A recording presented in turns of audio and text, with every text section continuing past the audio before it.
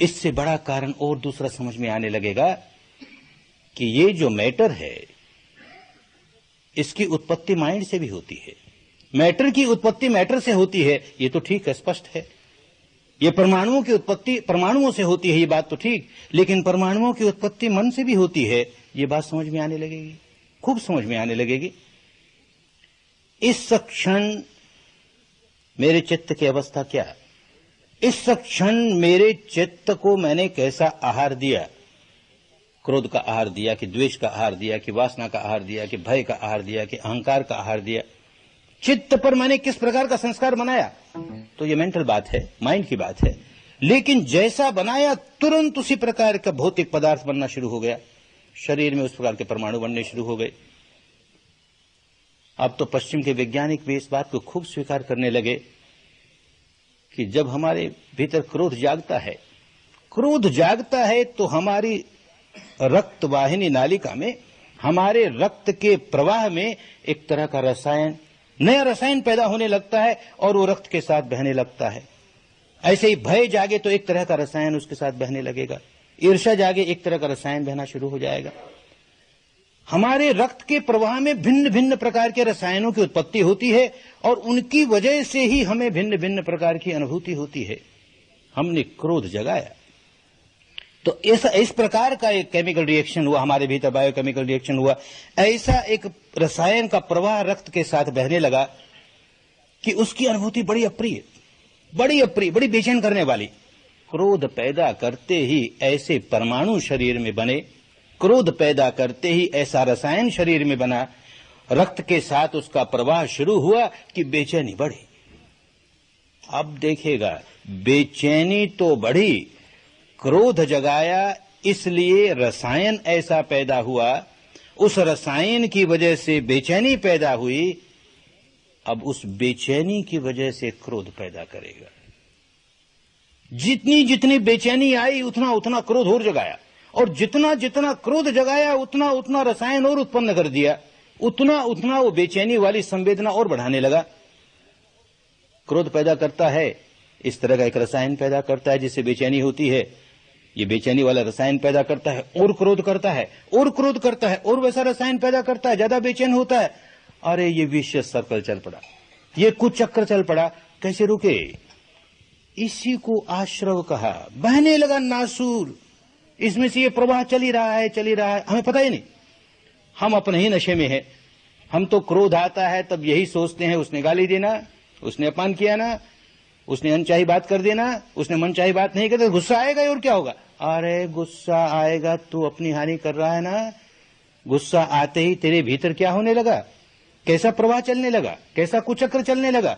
तेरा ये गुस्सा बढ़ते ही जा रहा है, जितना बढ़ते जा रहा है तेरी व्याकुलता बढ़ती जा रही, क्योंकि तू ऐसा रसायन पैदा करता है, उस रसायन से तेरा क्रोध बढ़ता है, उस क्रोध से तेरी व्याकुलता बढ़ती है।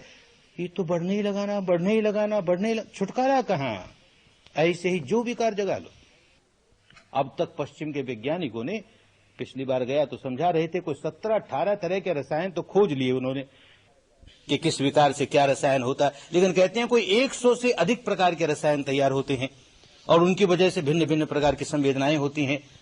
अरे अपने देश के महापुरुषों ने ये बात अपनी अनुभूतियों से जानी कि किस प्रकार हमारा मानस भौतिक पदार्थों का निर्माण करना शुरू कर देता है और उसकी वजह से किस प्रकार संवेदनाएं प्रिय अथवा अप्रिय होने लगती है, और किस प्रकार उन संवेदनाओं के प्रिय अप्रिय होने से हम फिर विकार जगाते हैं, और ये बात बढ़ती ही जाती है, ये दुख चक्र चलते ही जाता है, ये भव चक्र चलते ही जाता है। हम इसके बाहर नहीं निकल सकते। इसके बाहर निकलने के लिए सारा काम कर रहे हैं। हमको क्रोध आया, हमने अपने बावलेपन में एक क्रोध की प्रतिक्रिया कर दी, तुरंत होश आया कि देख क्रोध आया ना, और देख भीतर कोई ऐसा रसायन चला कि बेचैनी मालूम होने लगी ना, तो इस बेचैनी को देख भाई, ये जो संवेदना आई, इस संवेदना को देख भाई। और जहां देखने लगा वहीं रोक लग गई। अब वो कुचक्र जो बढ़ रहा था उस पर रोक लगा दी। अब वो कुचक्र बढ़ता नहीं, क्योंकि अब रसायन तो तब बढ़ेगी जब हम फिर क्रोध पैदा करेंगे। हमने क्रोध करना बंद कर दिया, क्रोध पैदा करना बंद कर दिया, ये रसायन पैदा होनी बंद हो गई। देखते देखते देखते बेचैनी दूर हो गई, हमारा क्रोध दूर हो गया, हमें छुटकारा आ गया। ठीक इसी प्रकार कोई चिंता की बात है, कोई बहुत व्याकुलता की बात है, कोई भय की बात है, कोई तरह का विकार होगा, कोई संवेदना चलेगी? क्योंकि कोई रसायन पैदा कर रहे हैं, उससे संवेदना चलती है, दुखद है, सुखद है, इस प्रकार की है, उस प्रकार की है। हमने उसे देखना शुरू कर दिया। एक और हम मानस में ऐसा हुआ है, मानस में क्रोध आया, किस बात को लेकर आया है उस जंजाल में नहीं पड़ेंगे, नहीं तो उसी का न्यायीकरण होगा, क्रोध तो आता ही ठीक ही था, या हमारी गलती या उसकी गलती। अरे उस सब बुद्धि विलास में क्या मिलेगा? क्रोध आया, ये सच्चाई है। इस समय मेरे चित्त में क्रोध जागा, इस सच्चाई को जाना, और शरीर में संवेदना कैसे हो रही है इस सच्चाई को जाना, और लगे दोनों को देखने। चित्त में क्रोध है, शरीर पर ये संवेदना है, अरे दोनों ही तो अनित्य है ना, देखें कितनी देर रहती हैं, दोनों अनित्य है ना, दोनों अनित्य है ना। सचमुच देखते देखते समाप्त हो गए। बहुत बड़ी बात हो गई कि हमने ये जो अतिक्रमण करने की आदत थी, चित्त को विकारों की ओर बढ़ने की आदत थी, शांति से बैठा है नहीं बैठता, अब वो अतिक्रमण करता है, शांति को खोता है और अशांत अवस्थाओं की ओर भागता है। हमने उस पर रोक लगा दी, प्रतिक्रमण कर दिया। अरे भारत का ये प्रतिक्रमण होता था, कहां उलझ गए, किसको प्रतिक्रमण कहने लगे, वहां तक पहुंचे ही नहीं। जहां अतिक्रमण होता है, शांत चित्त अशांत अवस्थाओं की ओर दौड़ता है, उसको अतिक्रमण कहते हैं। और उन अशांत अवस्थाओं से दौड़ना बंद कर दे, वापस शांत अवस्था पर ले आए, उसको प्रतिक्रमण कहते हैं। तो ये प्रतिक्रमण करने की साधना कि उन गहराइयों में जहां अतिक्रमण शुरू हुआ वहां हम कैसे फिर प्रतिक्रमण कर लें। शांत अवस्था में आगे हम नहीं प्रतिक्रिया करते भाई, जो कुछ हुआ सो हुआ, जैसी भी संवेदना हम उसको देखेंगे केवल, हम नहीं प्रतिक्रिया करते।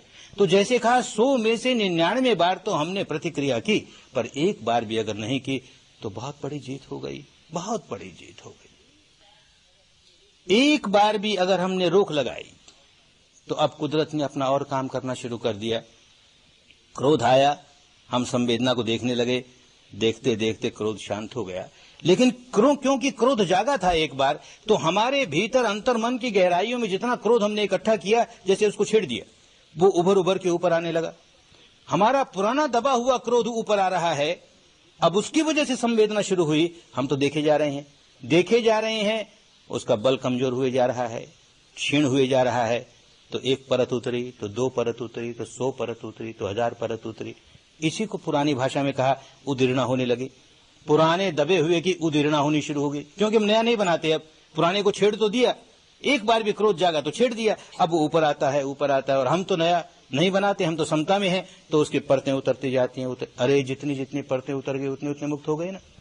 और यूं होते होते सारी परतें उतर गई तो क्रोध का नामो निशान नहीं रहेगा। भय की सारी परतें उतर गई, भय का नामो निशान नहीं रहेगा। चिंता की सारी परतें उतर गई, चिंता का नामो निशान नहीं रहेगा।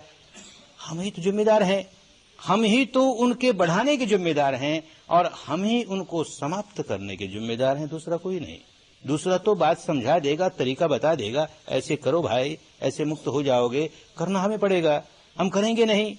और चाहेंगे मुक्त हो जाएं तो केवल चाहने से कुछ नहीं होता, बहुत मेहनत करनी पड़ती है। इसलिए ये सारी विद्या बड़े परिश्रम की विद्या, बड़े पुरुषार्थ की विद्या, बड़े पराक्रम की विद्या। और करना चाहे नहीं कोई, तो फिर ढूंढता है इधर उधर कोई सस्ता सौदा मिल जाए, कोई सस्ता और सस्ते सौदे से बात बनती नहीं, विकार तो वैसे ही रहता है। तो किस प्रकार ये सारा प्रपंच चल रहा है, इसको अपनी अनुभूति से जानेगा, और किस प्रकार ये सारा प्रपंच रोका जा सकता है, इसको अनुभूति से जानेगा, और किस प्रकार इसको रोकने का काम मैंने शुरू कर दिया। ये आशा नहीं करनी चाहिए कि हमने काम शुरू कर दिया और हम तो अनंत हुए।